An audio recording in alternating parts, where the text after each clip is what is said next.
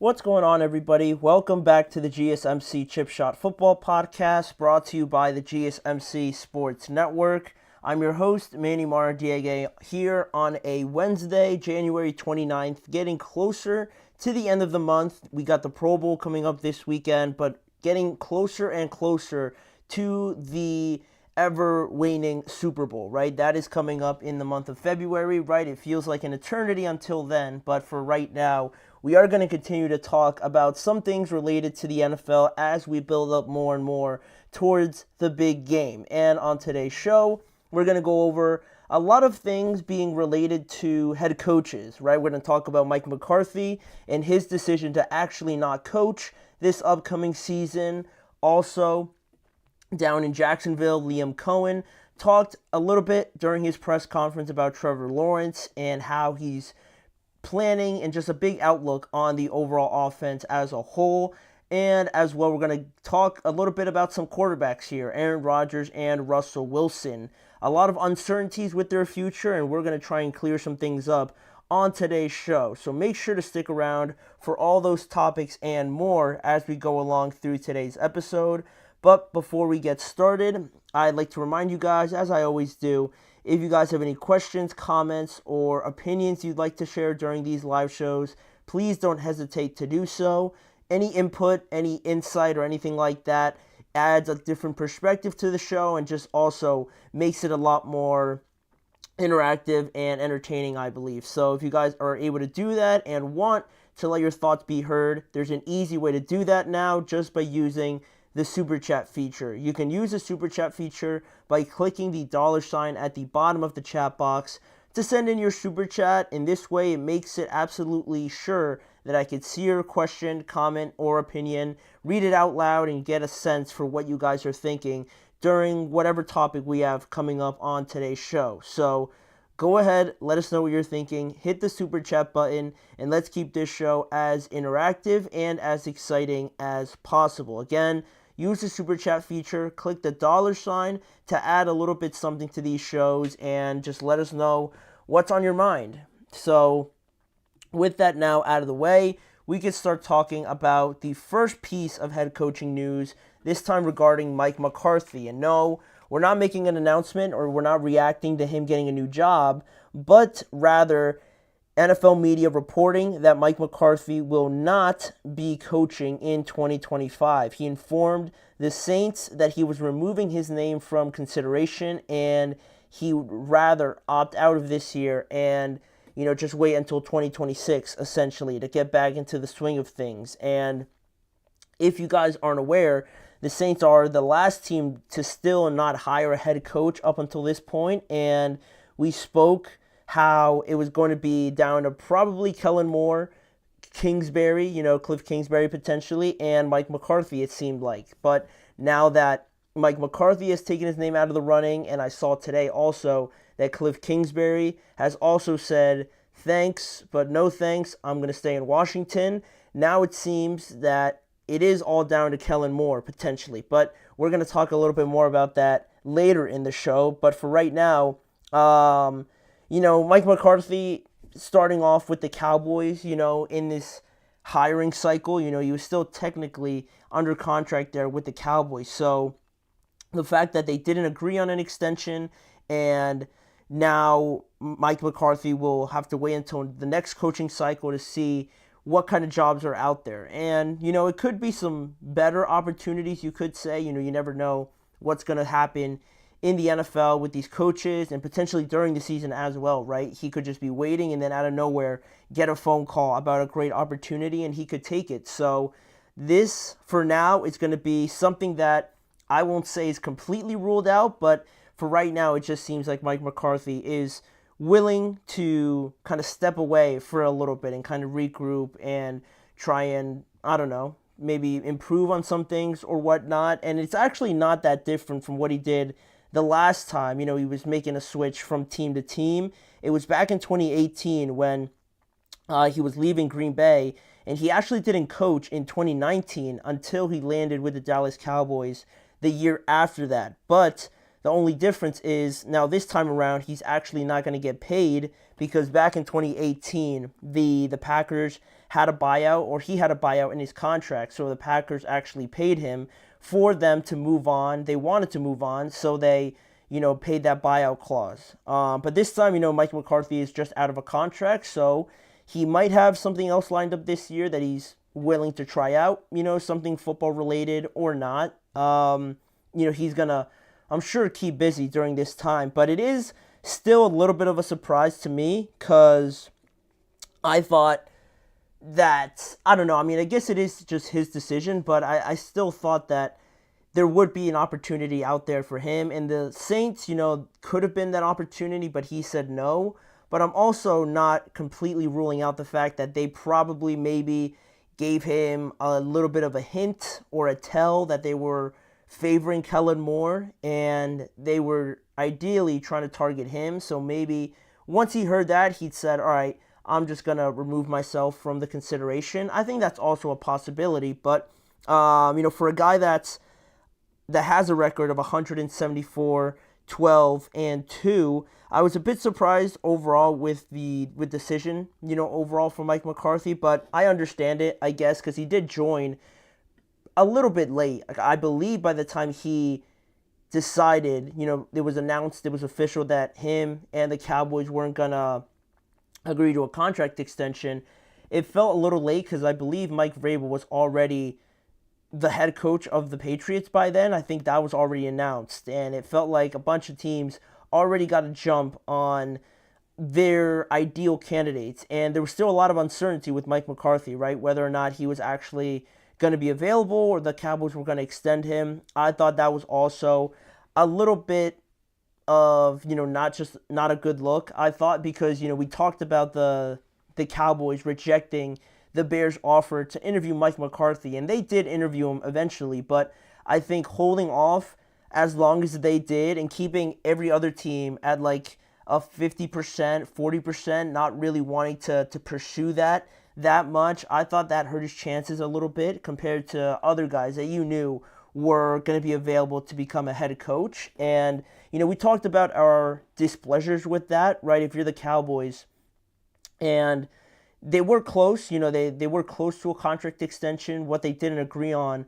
was the length of that extension. But, if you were going to wait that long, you're probably leaning towards not extending him anyway. So I didn't really see the reasoning behind, rejecting the Bears' offer, right? If you're already, holding out to the last day, why not let him interview at that point in time, right? I thought that was kind of a bad look for the Cowboys, but I'm not saying that's the main reason, but it is just something that was brought to my, attention when I was looking at this, reading over some stuff about Mike McCarthy and things like that. So, overall, the opportunities will be there, but I think everybody pretty much has, set in stone what they wanted in a head coach. Everyone's already got their spot filled up for the most part. It's just the Saints that are left, and it seems like they have a favorite as well to this point. But, I think also, just briefly here,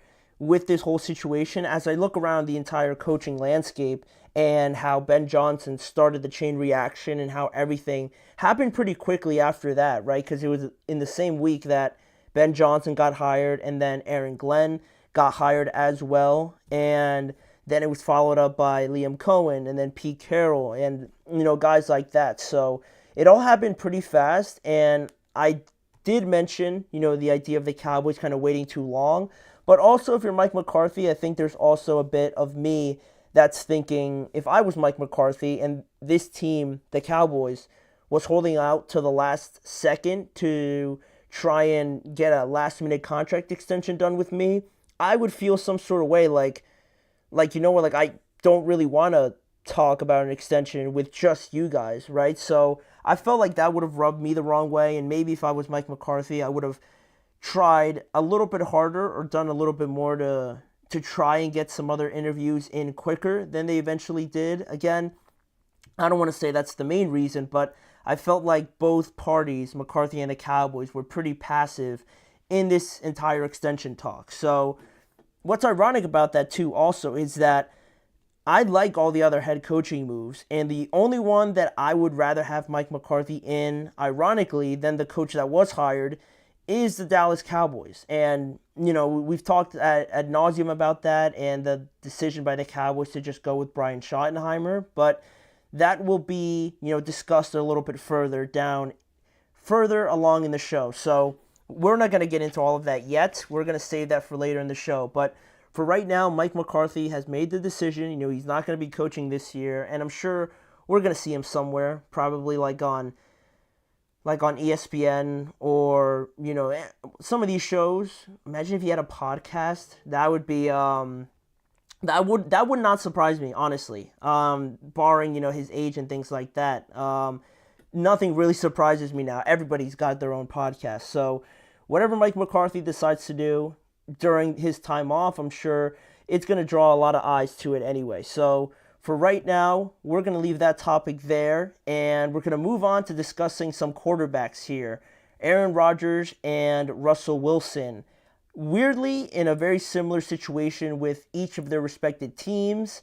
They got a lot of similarities on how the season ended and a lot of uncertainties with their future going forward, right? We're going to try and decipher and kind of shuffle through all these question marks and answer some questions, whether or not only one of them is going to return to their teams, or are they going to be playing and be experiencing new environments in 2025? That segment is coming up right after this break. I feel like I'm losing my mind. Is everybody in the world blind? Please, Lord, give me a sign, a sign. I feel like I'm losing my mind. Is everybody in the world blind?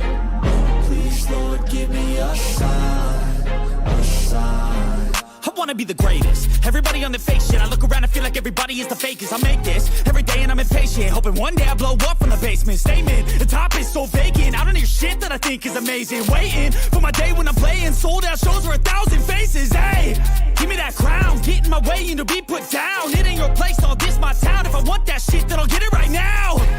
I'm losing it, the noose it fits. I'm losing shit, a stupid myth. You choose to live or choose to dip. You choose to fight or lose your grip and lose a gift. I feel like I'm losing my mind. Is everybody in the world blind? Please, Lord, give me a sign, a sign. I feel like I'm losing my mind. Is everybody in the world blind? Thank you for joining me back here on the Chip Shot Football Podcast. In the previous segment, if you're just joining us now, we discussed the recent news that Mike McCarthy was not going to be coaching in 2025, rather taking a back seat and just waiting for the next coaching cycle to really have a proper go at it for his new team. So now in the second segment, we're going to get into some more quarterback discussions, right? We got two veteran quarterbacks with uncertain futures about a month away from free agency, Russell Wilson and Aaron Rodgers. And one of them, we got a 36-year-old Russell Wilson who was on a one-year deal that is set to expire at the beginning of March. And on the other side, we got a 41-year-old Aaron Rodgers who could still be thinking about retiring, as one of his possible options, or he still has one more year left on his current deal with the New York Jets.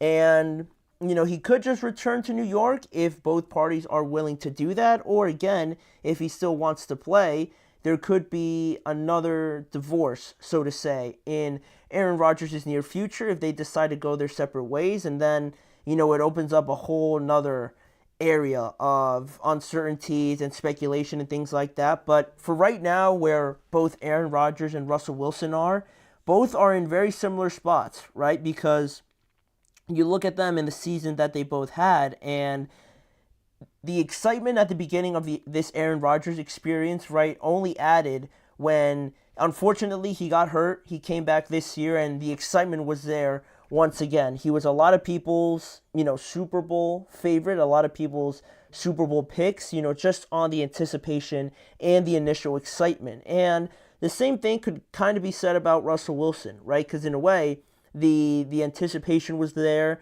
The rumors were starting to build up. Mike Tomlin ended up making the decision, and the first 6 games out of his first 7 games were spectacular. And the hope, the anticipation, the excitement also was built up at the start. But with how both of these quarterbacks ended their season this past season, all that excitement was quickly washed away and, brought us now to this point where we don't really know what to feel about either quarterback, right? If you're a Jets fan or a Steelers fan like me, you don't really know where to stand on both of these quarterbacks respectively because, some people I know, I'm sure, have their clear-cut thoughts that they don't want Russell Wilson or they don't want Aaron Rodgers to stay, or some like me that are like in the middle, like, yeah, we'll take him because, what's our other option, right? And I think that's where this conversation sort of shifts to, right? Because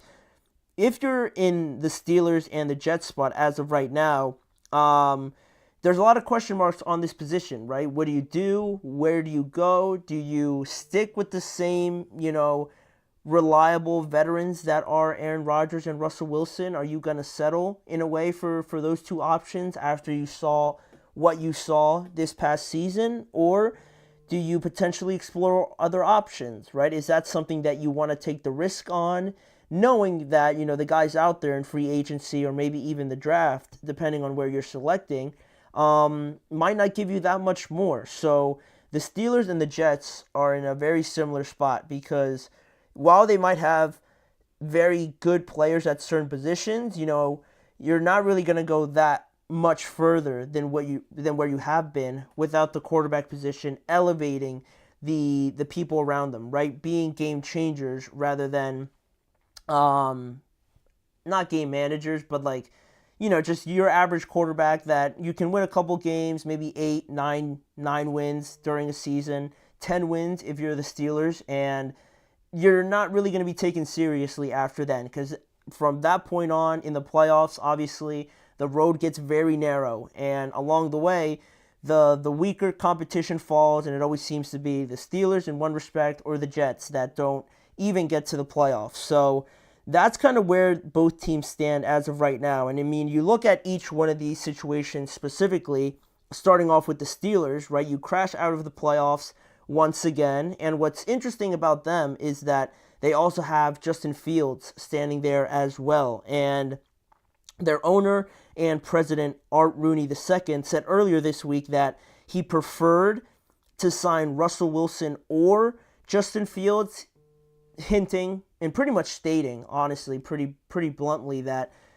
he doesn't want a repeat of last year. He doesn't want to have two quarterbacks because, when they say when you have two quarterbacks, you really don't have a quarterback at all because you're switching between both of them so much. Ideally, Art Rooney does not want to have that repeated, and now he's kind of backed the Steelers up into a corner, right? You're going to have to pick one of these quarterbacks rather than having just both of them come on, because it would be very easy to just say, let's just run it back and let's get better around them and give them a better shot. And I think that sort of reasoning and excuse, quite frankly, has run its course also. No one's really going to buy that anymore. So I like the fact that Art Rooney said that he preferred to sign one of them, and looking at both of them, I mean, you could tell that obviously Justin Fields is younger.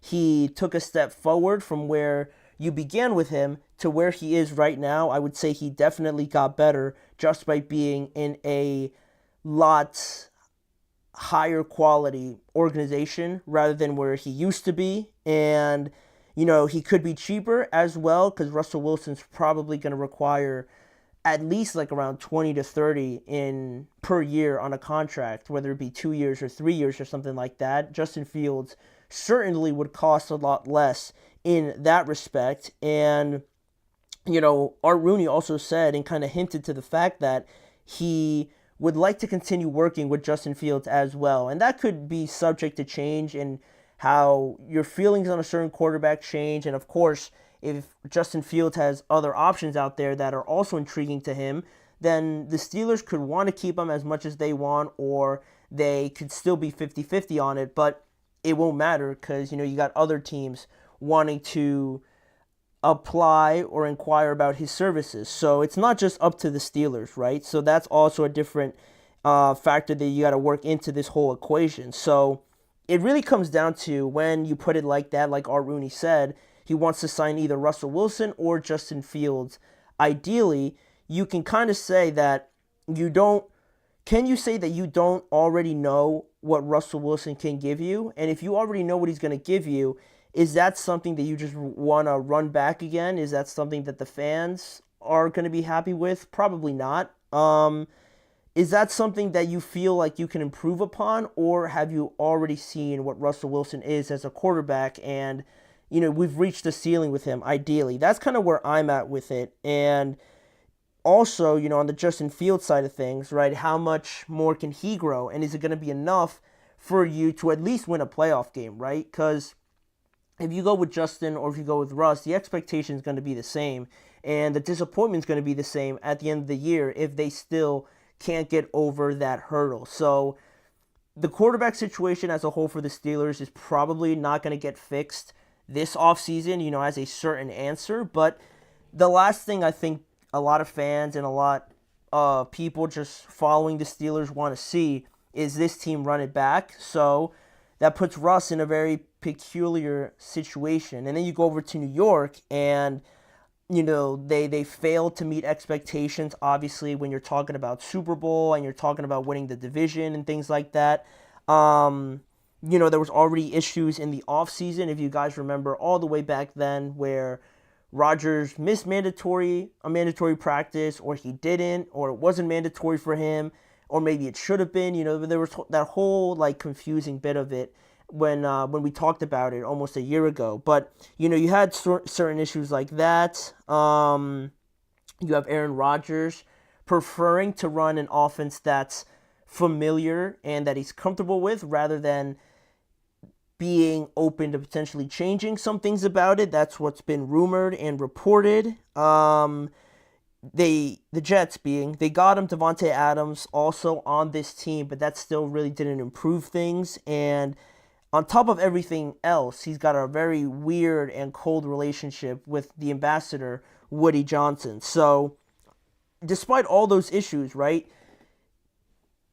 fair or unfair, it does come down to the performances. And in terms of performance, Aaron Rodgers' stats weren't that bad, to be honest. But as a 42-year-old, can you rely on him to come back, be older towards the end of next season, and think that you're going to get that much better? And is he even going to be open to, some of the new ideas that you're coming in here with Aaron Glenn, and Aaron Glenn trying to establish a culture? Is he going to butt heads with Aaron Rodgers and things like that, right?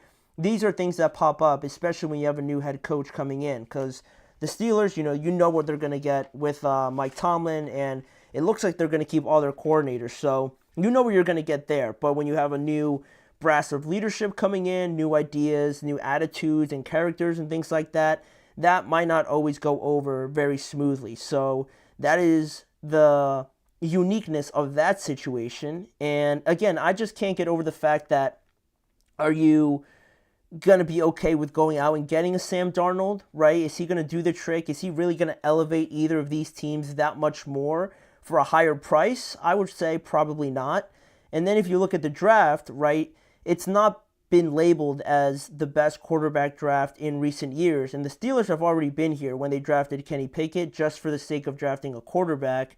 Everybody in the draft process and things like that would have said that class wasn't necessarily the strongest, but the Steelers, regardless of that, drafted a quarterback, and now he's a backup, all about to win potentially a Super Bowl ring before the organization that drafted him, right? The irony. So, you have something like that happening, and, if you're not going to get both of the top guys like Cam Ward or Shedeur Sanders, is that something that you want to rely upon as potentially a first option?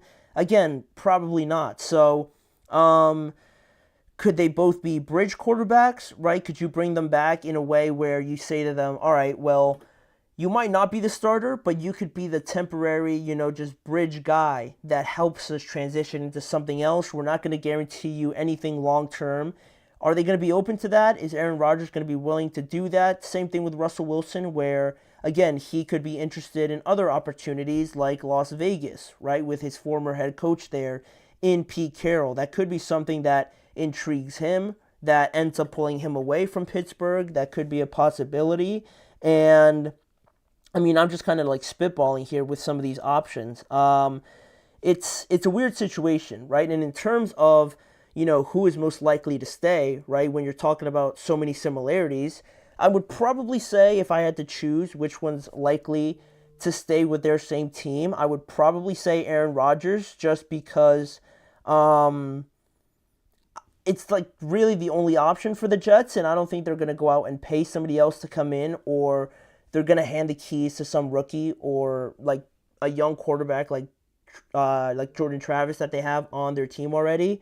I think the Jets are kind of cornered into a corner a little bit more, where the Steelers obviously have Fields if they want to do that, or they could, also get a free agent guy, but they don't have many more options. They just got one more than the Jets do. So that's why I feel like the Jets and Aaron Rodgers are more likely to end up back together rather than Russell Wilson and the Steelers. And can they give you something? Can they still provide something? Yes, but not to the expectation that I think both of these organizations are, crying out for, right? The Jets would love to make the playoffs, or at least be in the conversation, right? Stop with these losing records, right? They need to have that sort of improvement come next year, you'd hope. And then for the Steelers, right, the standard is at least being in the playoff conversation and trying to win a playoff game. So the standard's got to be that, and I'm not sure that these quarterbacks really meet it. That's why there's so much uncertainty. So that's where things stand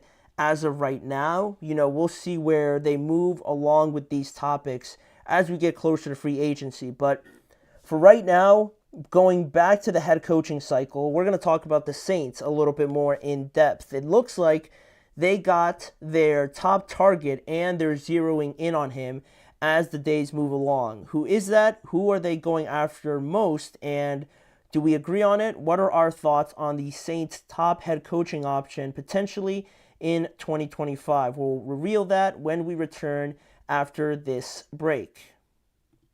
Looking for your daily fix of sports talk without having to pay for it? GSMC Sports Network is available on YouTube. Just search GSMC Sports Network. Get your fix of daily sports talk shows on YouTube, absolutely free. NFL, college football, NBA, MLB, MMA, UFC, fantasy football, and so much more. GSMC Sports Network has shows running all day long, with new sports shows starting every 2 hours. Just like on your favorite cable sports channel, except GSMC Sports Network is absolutely free. Just search GSMC Sports Network on YouTube to catch one of your new favorite shows, like the GSMC College Football Podcast, Chip Shot Football Podcast, Hoops and Heels Women's Sports Podcast, GSMC Basketball Podcast, and so many more. Check it out for yourself. GSMC Sports Network, now available on YouTube absolutely free. Search GSMC Sports Network on YouTube right now.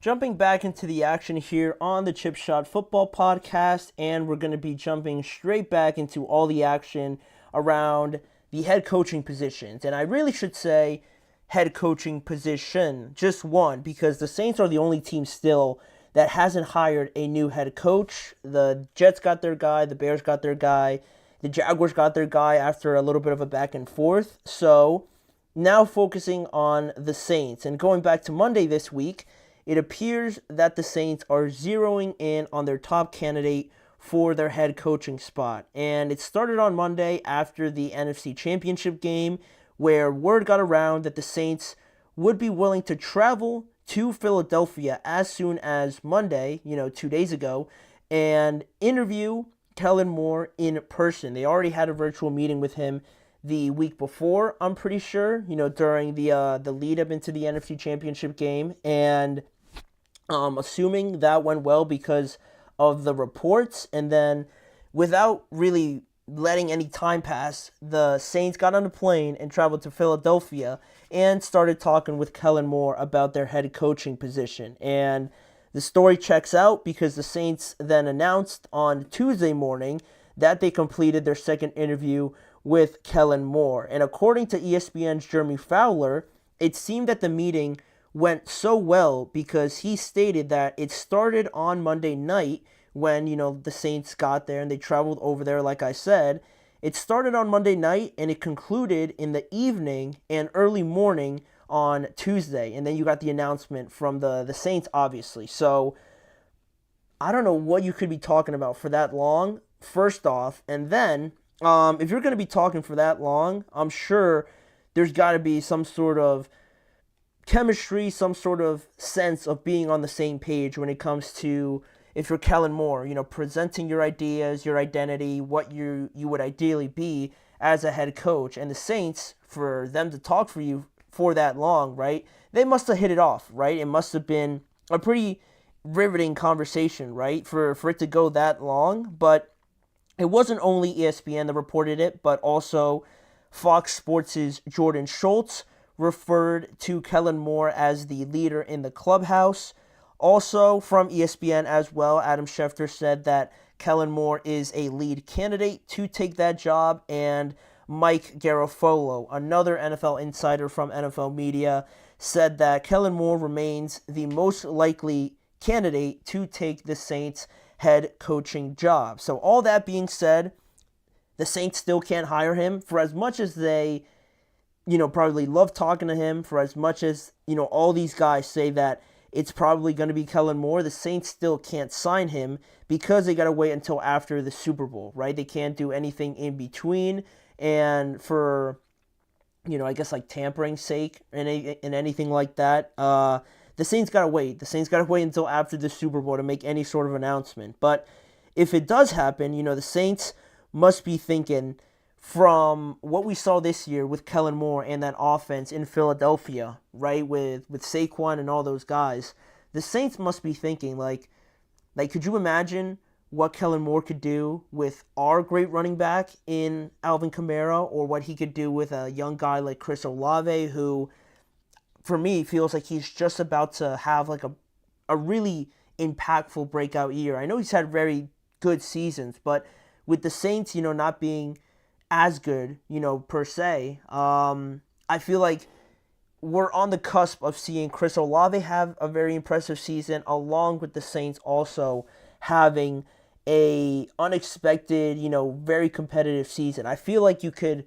be close to that, and the Saints clearly feel that Kellen Moore brings them closer to that goal if he becomes their head coach, and doing some of the similar things that you had with Saquon in Philadelphia. You could probably do a good amount of them with Alvin Kamara, as great of a running back he is over in New Orleans. So that would be exciting. You have some exciting pieces there to work with, but it doesn't rule out all the other negatives and uncertainties, right, that come with every job. But I think this would definitely be more of a win for the Saints to get a guy like Kellen Moore, especially after the year he had this year. For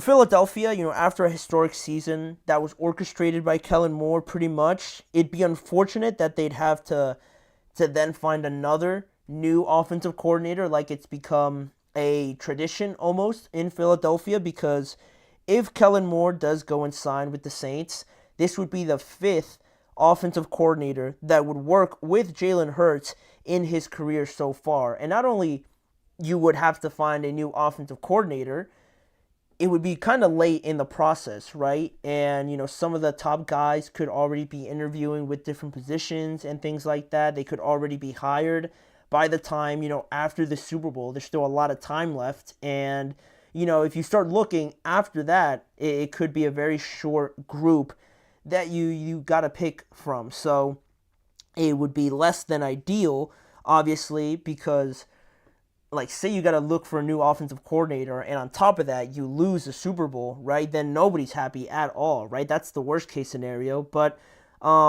this has oddly happened before for the Philadelphia Eagles, right? Because it's incredible how, if the Saints do end up hiring Kellen Moore, it would be the second time in 3 years that the Eagles have played a Super Bowl in a city where the home team ended up hiring one of their coordinators. And it seems like a very niche stat, but the last time that happened was in 2022 when the Eagles played in the Super Bowl against the Chiefs like they are this year in Arizona, and after that Super Bowl, Jonathan Gannon, their defensive coordinator, was hired by the Arizona Cardinals. Now, the same thing could be happening this year, but hopefully for the Eagles, they end up winning the Super Bowl at least, right? If they are going to part ways with Kellen Moore. And overall, while Philadelphia has been awesome, to their own respect, because of the enormous amount of talents that they have everywhere you look, right? It's some of the best players at those positions. But Kellen Moore certainly contributed to that, and you can tell, and you could really make the comparison from last year, where this team was virtually the exact same, and they had a different coordinator in Brian Johnson, and we all know how much of a mess it was last year with Sean Desai and Brian Johnson. Brian Johnson, getting fired halfway through the year, and then also there was some confusion or some contradicting reports saying that he wasn't really able to run his offense. Nick Sirianni wanted to run his offense, leading into some stories into this offseason where Nick Sirianni said he was going to take a step back. And then on the defensive side, it was arguably more confusing because you had Sean Desai up in the booth, then he came down onto the field, then they brought in Matt Patricia, then they switched over the play calling duties and things like that.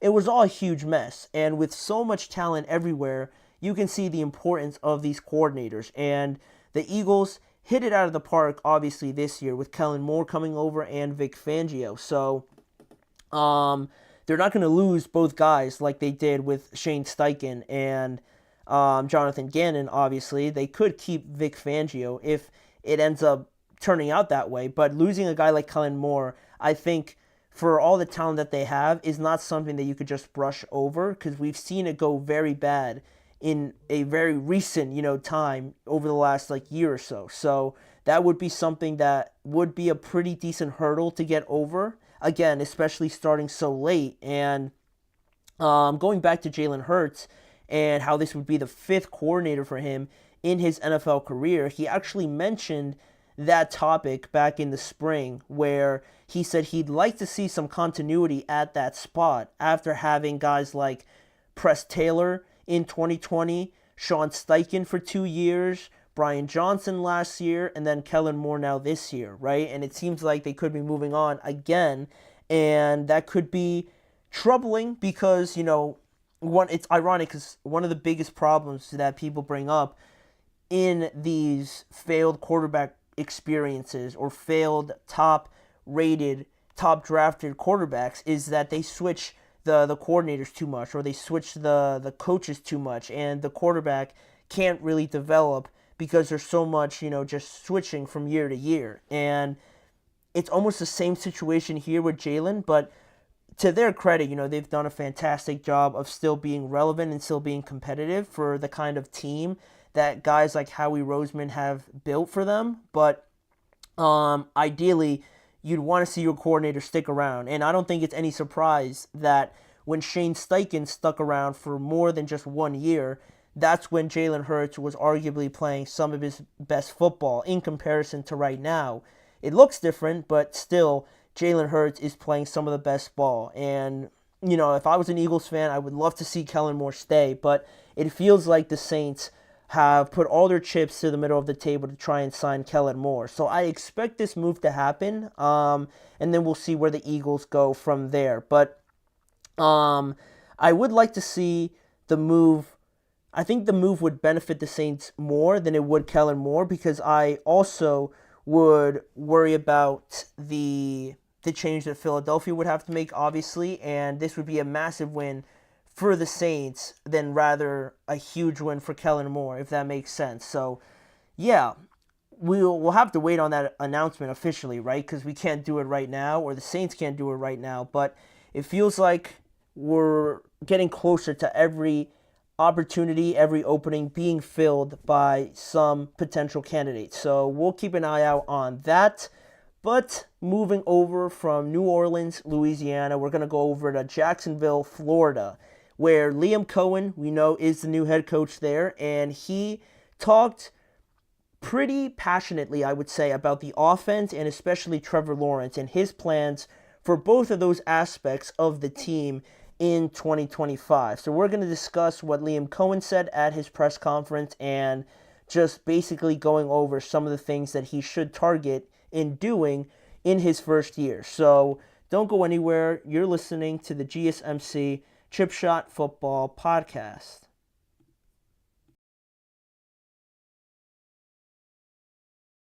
For the best and latest podcasts available anywhere, go to the podcast app on your cell phone and type in GSMC to access free content-rich podcasts on health and wellness, book reviews, sports, entertainment, relationships, social media, movies, technology, finance, and even weird news. Subscribe and download the GSMC Podcast Network's family of shows, available everywhere podcasts are found.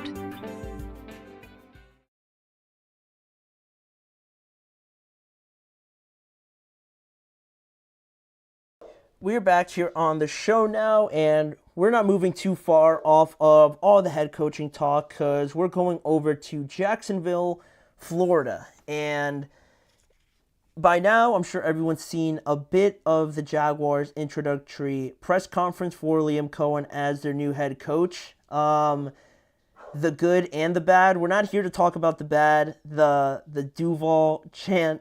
Oh, God. It makes me laugh every time I think about it.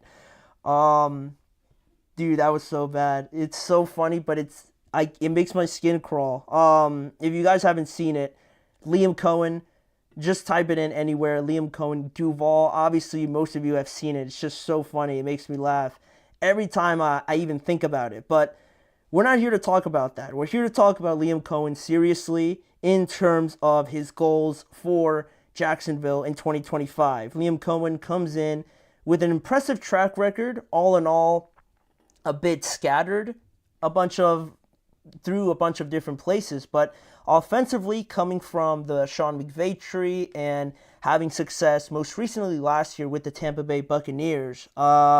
People are excited about what he could bring offensively to this team, and especially Trevor Lawrence, because it didn't take long for a question to be asked about Trevor Lawrence in his introductory press conference, and that's obviously, I would say, the biggest thing that you have to kind of get under wraps in his new job, because Trevor Lawrence is the franchise there, obviously, right? They paid him a boatload of money now, so he is the Jacksonville Jaguars for that aspect of things, and they brought in Liam Cohen because of his success with another number one overall pick at quarterback in Baker Mayfield, and we saw how their relationship blossomed in a very short time, and from how impressive Baker was to bring him to the level that we saw this past season is very impressive, honestly. So Liam Cohen is very well versed in that aspect. So a question was asked about Trevor Lawrence and, just the overall sense coming from Liam Cohen on how he plans to address the offense and also Trevor in that respect. And he said the following statement. He said, "How do we make Trevor Lawrence and this offense as dynamic and explosive as we can be? We've got to build it around him as well. We've got to make every part of this about improvement, and he will be a part of that process. He's earned that right. I cannot respect his toughness and mentality and work ethic more than I already do from afar. This will be all about Trevor right now." And pretty direct quote there from Liam Cohen, and that's what I was hoping for, and also, quite frankly, what I was expecting to hear from him, because you got a guy in Trevor, again, that is the franchise there, basically, for the Jacksonville Jaguars, and coming out of college, he's one of those guys that was thrown up there, classified up there with like Peyton Manning coming out or Andrew Luck coming out of college, that level of quarterback. And he's, to this point in his career, it's really not been close to that at all, close to what those guys experienced, because he's already suffered multiple injuries, to his shoulder, to he got that head injury, obviously, this year as well. So he's been pretty beat up. He's had to withstand a bunch of sacks. The offensive line hasn't been great down there. He's going to be on his third head coach now, and he's played a career low 10 games this past season. So it's been a very, very rough go at it, to be quite honest with you, for Trevor Lawrence here in Jacksonville, apart from that 1 year where they had that crazy comeback in the playoffs, obviously, on the Chargers, right? That was until now, that was the peak of everything Trevor Lawrence. And it's not an indictment on him, right? I'm not saying he's the reason why, he peaked so early and now he's like a bum or something like that, right? But I think as an organization, as a team overall, that unfortunately feels like the greatest thing that we've seen so far from Trevor Lawrence, when we know he's capable of producing so much more because of his talent and his skill set and his just natural ability. He is capable of doing so much more, and hopefully now with Liam Cohen that they're able to kind of unlock that with Trevor. But it's going to take some rebuilding. It's going to take some multiple reps with Trevor, with Liam, putting in extra hours to not only get a sense of a relationship going between the both of them, but also building Trevor Lawrence back up in terms of confidence and knowledge of Liam Cohen's system, right? He's had to learn a bunch of new systems already, so he's going to have to learn another one now, and to really nail that in and get that all under wraps, I think is only the first step, right? Because then you got to go through training camp and learning new things about it, and throughout the season you grow and change and things like that, obviously, but the first initial steps of this are going to be very significant to how they play everything out. Like Liam Cohen said, right? He wants Trevor Lawrence to be a part of this building process, right? And building this team and this offense, right? And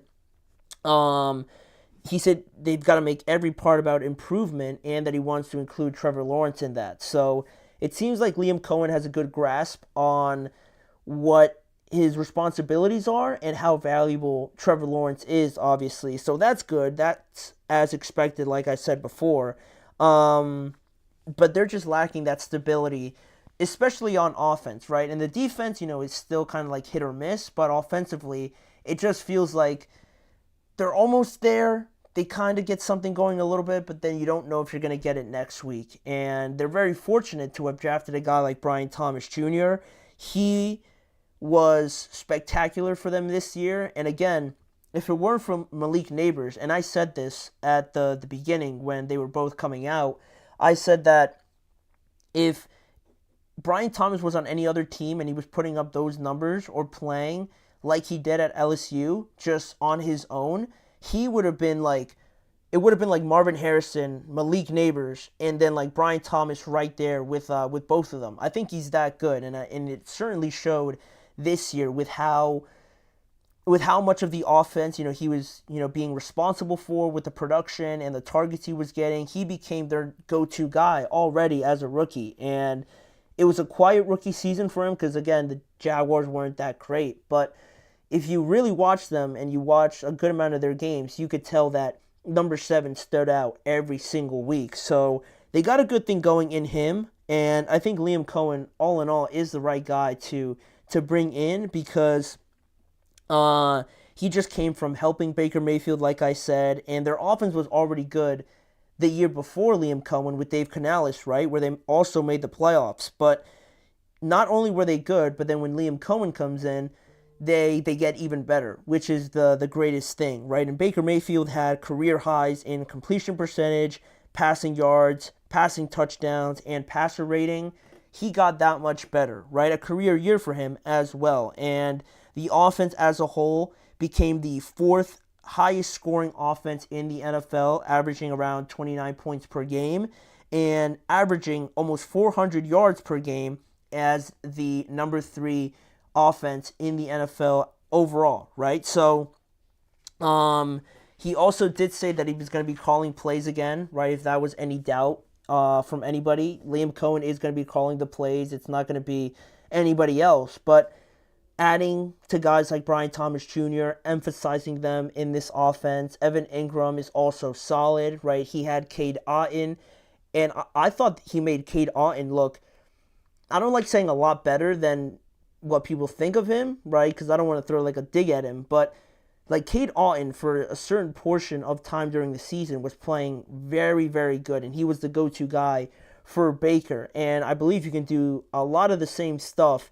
with Evan Ingram. Same thing with Brian Thomas, right? He could be your Chris Godwin, or he could be your Mike Evans in a sense that he's your number one, but they have kind of different play styles. I think Brian Thomas is a lot more shiftier and a lot more smooth with it, and Mike Evans is a big-bodied receiver, also obviously very savvy and things like that, but it feels like two different play styles, right? And coming from a system where you have two running backs as well, where you had Bucky Irving, Rashad White, and I'm forgetting the Bucs' third running back's name, but he had three running backs in Tampa Bay, and now over here in Jacksonville, you got a similar thing going with Travis Etienne and Tank Bigsby. So how much can you get out of them as well, right? Tank Bigsby looked to have a better year this year. Travis Etienne, though, on the other hand, kind of regressed, it seems. So how do you get those guys playing at the same level? Not one guy having a better year and the other guy regressing, but having them like right around here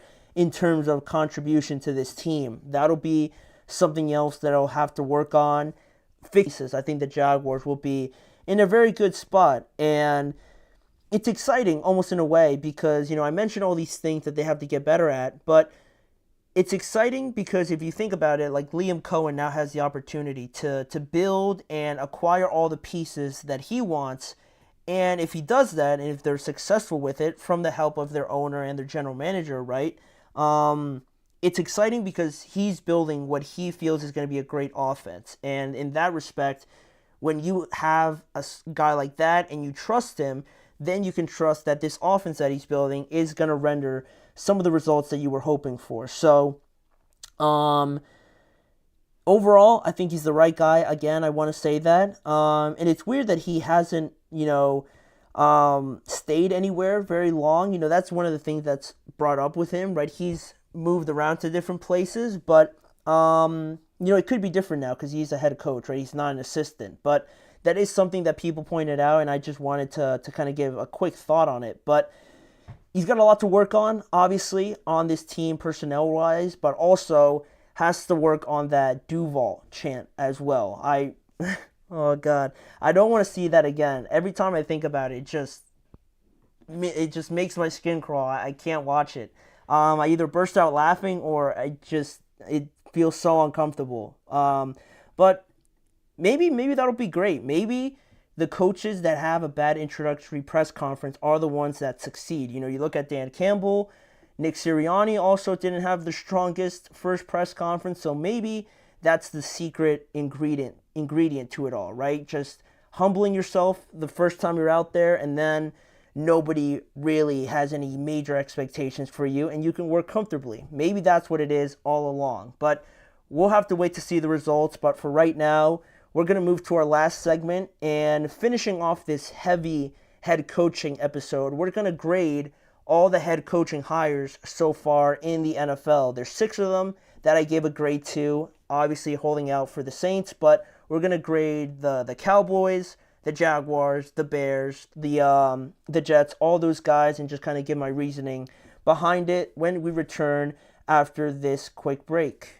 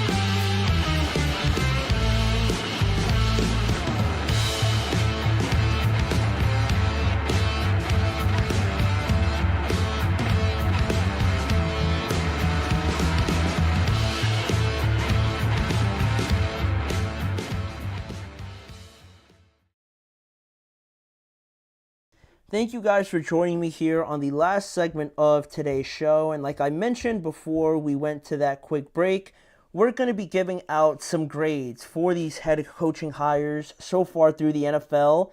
It's gone pretty quickly, quite honestly, so we already have almost all the positions filled out other than the Saints, and we got a good idea of who that's going to be, obviously, like we talked about before. So we're just going to go through each team grade, right? These grades are for the team, who they hired, how they went about it, and just my thoughts on them hiring this specific coach and just going through that for all 6 teams. So the first one that we have on here before we say goodbye to Liam Cohen is the New England Patriots. The New England Patriots get a A- from me. Like you guys see it there, it's the perfect match. They didn't waste any time, and they weren't shy about really showing who they wanted as their head coach. Some of the negatives about it was that it was ugly, just how they moved on from Gerard Mayo. I wasn't really a fan of. It felt like, like they were just going to move on from him anyways because they didn't want him at the end of the day. And it didn't seem fair, obviously, for Gerard, right? Because, it seemed like his performance was irrelevant, right? His production or lack thereof in maybe some people's views was irrelevant. So if you're not basing it on that, then it feels a little bit unfair. But for Mike Vrabel, the positives of this hire is that you have a relationship with Mike Vrabel. You know what you're getting in him as well, right? As a player, he was, I'm assuming, the exact same way, carrying the same principles from one of the most successful times in New England with the Patriots, carrying that over to his head coaching job now. So you anticipate a lot more of a stable, I guess, a lot more of a security, I think, around the head coaching position now, because obviously he has that experience with the Titans, and it was the most obvious move, and I thought that making this hire and how quickly they went about it was good, was proactive, and I'm a fan of that.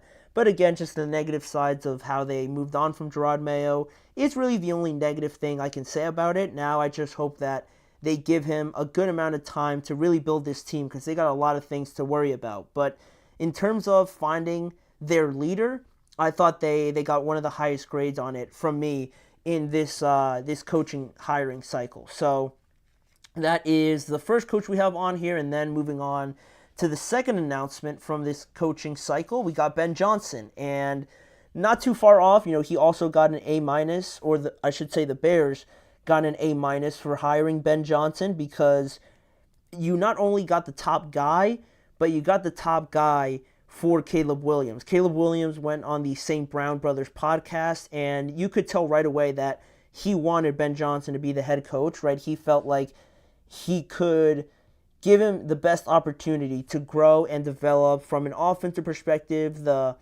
great mind that Ben Johnson has for the offensive side of the ball and how they could grow and help Caleb get to that next level.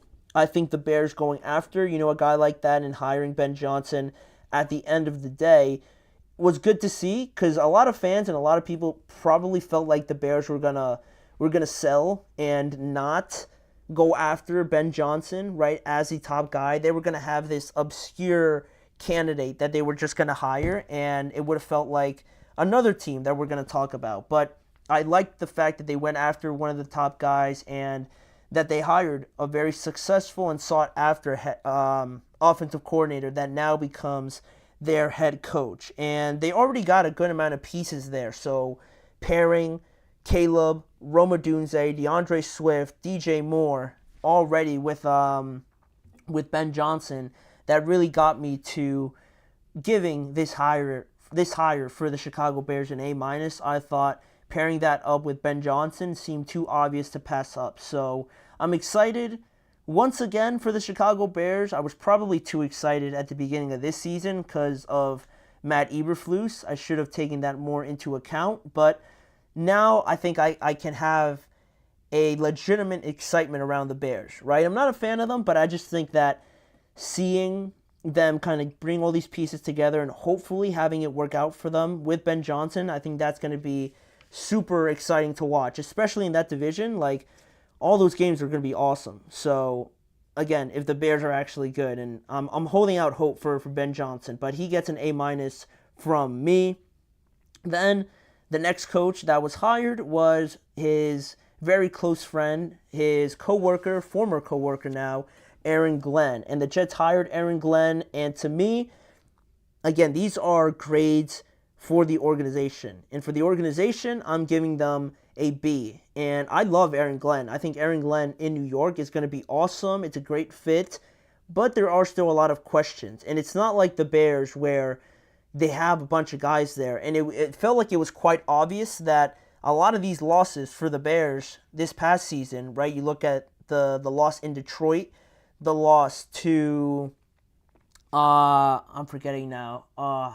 Was it I forget who it was. Was it the Packers? I think it was the Packers. It was the Packers when they settled for that field goal and they ended up missing it. Those are just two examples, but it felt like with the Bears that a lot of the problems, and based on how the players also responded after one of their last games, that they felt and everybody else could tell that the coaching and some of the decisions were pretty obvious on the coach and on the guys that make the decisions. Keenan Allen basically said it in one of his post-game interviews. So with them, to make that hire of Ben Johnson, that's why he got a little bit of a higher grade. But with the Jets, a lot of it is on the personnel. A lot of it is on the quarterback and the offensive line still being pretty spotty, and the defense kind of disappointing towards the end of the year. So the personnel around them and the organization as well being so dysfunctional over the last few years gives them a lower grade because they still got a lot of questions to answer. But in terms of just Aaron Glenn, bringing in a former player, someone that cares about the organization, you could tell right away from his introductory press conference that I loved watching how he was very intentful, very direct, and he wasn't going to shy away from some of these topics, some of these questions. And if he didn't want to answer a question, he was going to let you know about it too, right? He wasn't going to let any reporter or any media member kind of bait him into an answer. He was very blunt about that, right? And I think that's the attitude that the Jets sort of need now to get everything under control there, right? Get their act together, basically. And I think Aaron Glenn is the perfect guy to do so because you can tell he really cares about it. So I'm excited to watch. I think it's a great opportunity for Aaron Glenn, and I'm hoping he can turn things around there in New York. And then after Aaron Glenn, we had the news of Pete Carroll, and he gets a slightly lower grade because I think he, again, is a good fit for them with the experience, with the kind of culture builder that he is, and the kind of, just enhancement of everything around that organization. I think Pete Carroll can bring that to the Las Vegas Raiders that just kind of felt that they were just floating and just kind of like existing for right now. It just felt like you never expected much from the Raiders. Like they were just a team that was just going to play any game, and it never felt like there was more to hope for the Raiders is what I'm getting at, right? Despite a big win, a losing streak that was just awful, it didn't matter, right? They were sort of irrelevant in that sense. But I think Pete Carroll can come in and really turn things around there with all of his experience. Like I said, he's a winner, right? He won the national championship and also has won a Super Bowl. Not a lot of people can say they've done that. And he has a lot of continuity, and he's seen a lot, obviously, from his time in Seattle and transitioning from a top-tier defense to kind of rebuilding that team once the Legion of Boom and Russell Wilson era was over. So I think bringing that expertise and that experience and just his knowledge overall is going to be great for the Raiders. So the Raiders bringing him in was great. It's still a B, but in terms of, the long term, right, he is a little bit older. So how much is he going to be able to change? Maybe not in like a 10-year period like some of these other coaches could be there, right?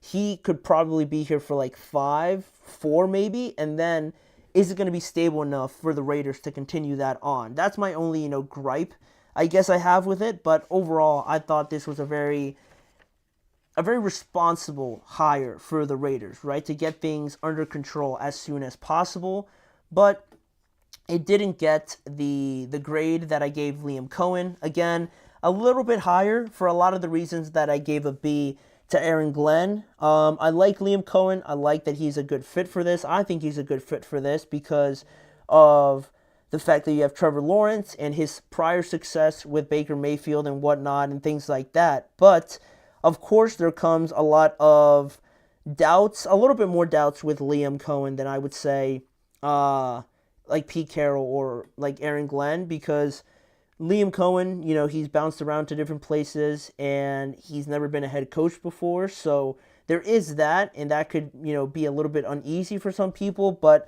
I'm hopeful for his high level of football IQ in terms of offense and how to run an offense and have a successful one. He just had a top 5 offense with the Buccaneers last season.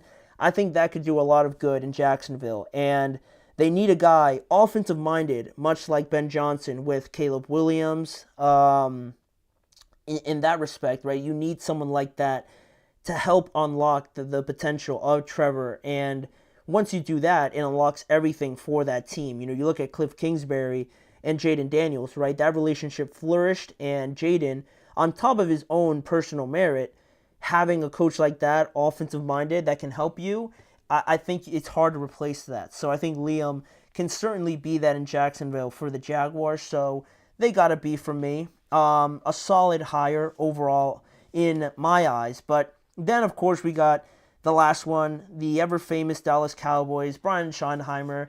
It gets a C, C minus actually, because not only is he a first-time head coach, but again, it's just disappointing a little bit, right? They went with the familiar, the safe option, and a lot of coaching experience as an assistant, but it's different when you're the head guy, right? Dealing with all that pressure, all the media that the Cowboys get, knowing that you're the guy that's supposed to be leading this ship.